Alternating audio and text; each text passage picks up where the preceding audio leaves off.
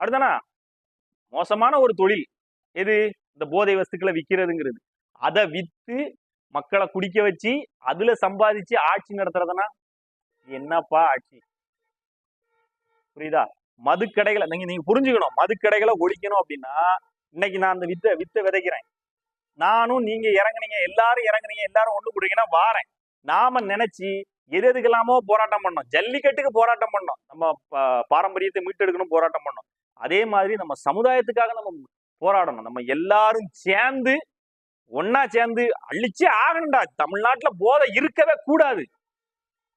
மறுவாழ்வு மையங்கள் ஓபன் பண்ணப்படணும். நான் இது சொல்ல கல்ல கூட நான் தடை சொல்லுவேன். நாம் தமிழர் கட்சியில கல்லு சொல்லுவாங்க, கல்லு கூட கிடையாது.